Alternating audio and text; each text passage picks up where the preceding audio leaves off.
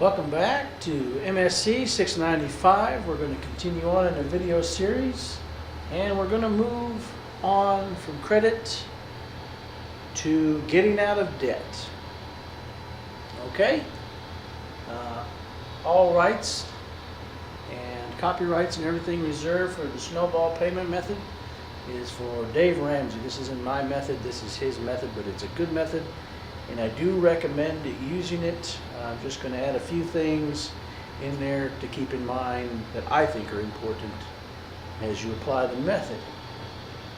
First, you want to pay off the smallest amount of debt to the largest amount of debt. The reason they call it the snowball method, if you were able to live in an area where there's snow and you've ever made a snowball, you will notice when you take a small bit of snow, make a ball, and you roll it, the snowball gets bigger. Okay, it's the same concept.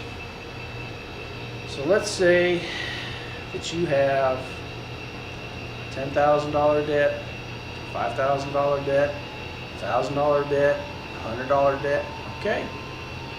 What you're going to do is you're going to make minimum payments on all the bigger ones, okay? The $1,000, $5,000, $10,000, you make minimum payments on that, and then you're going to take all of your extra money that you have after you've set up a budget and a plan and you've made some adjustments not to live beyond your means, and you're going to pay that $100 off, okay, as fast as you can. Then you're going to take that amount of money and you're going to move it to the $1,000 debt. So now the money that you were paying on the $100 debt, now you're going to pump all that into the $1,000. All right? And then that'll be gone. And then the $5,000. And the $10,000. Right? Okay? One thing to keep in mind, I would say, is though I would look also at the interest rate of things. Okay? You may have to make some adjustments on it based on, say, the 1,000 and the 5,000. The interest rates are just so out of proportion. Say the 1,000 only has like 3% interest on it or something, but the 5,000 has like 24% interest. Okay? So you may want to work on the 5,000 before the 1,000 from the standpoint of you're going to end up paying less interest, okay? The caveat I always like to put in there is if you have a mortgage and you have a car, okay? These don't really fall into the snowball effect. They're separate, and I would do what it takes to budget all that stuff first, so that you make sure that you have your car, so you have, a means to go to work to make money, buy groceries, take care of bills, things of that nature. A house, you need a place to live in, right? So I would take care of those first. Now, we're going to move on to debt collectors. If you're behind on some bills, behind on credit cards, there's a good chance that it's gone to collections. Now, collection agencies work in usually one of two ways.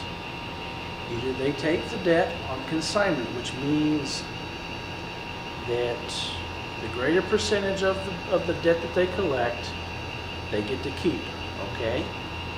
Now, the second thing is they buy the debt outright, okay? Usually for pennies on the dollar. Okay, so if you had a $200 debt, they might buy it for $2 or $5. Okay, so they have a huge profit margin there, okay? Now this is how you're going to deal with the debt collector, okay? Now this again is just for educational purposes, so you want to consult a financial expert before trying this method. What you do is you call the debt collector.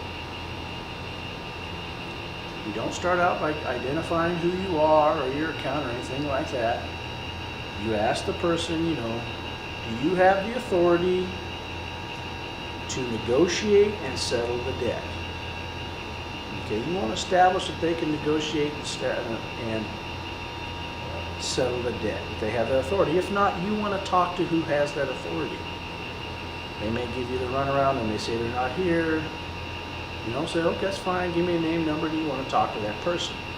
Once you have that person on the phone, they're probably going to want to identify you. Well, if you can avoid that, I would. If not, go ahead and identify yourself. But you want to make the statement to them right up front that you're not confirming that you're liable for the debt. But you would like to see about, settling the debt. So if they bought it for pennies on the dollar, that's the best situation, because I would offer starting out maybe 20 cents on the dollar, 25 cents on the dollar, maybe 30 cents on the dollar. Make them an offer, okay?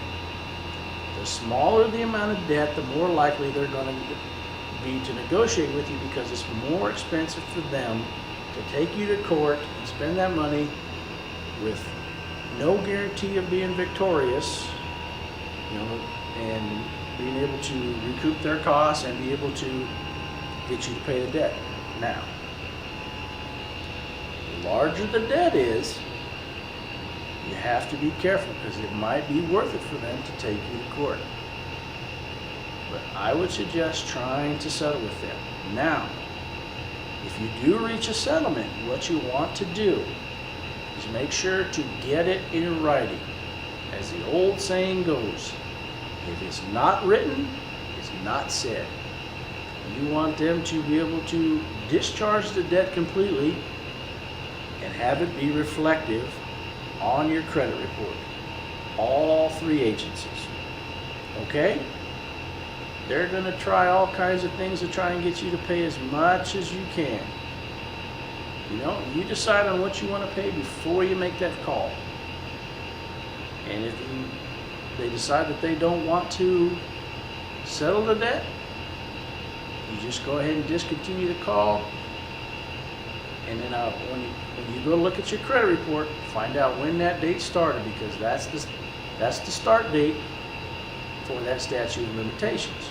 When the statute of limitations runs out, in whichever state that debt is in, you simply just request it to have it come off your credit and your credit report, and it will. Okay? I want to thank you again for tuning into my video series, and I look forward to seeing you in the next video.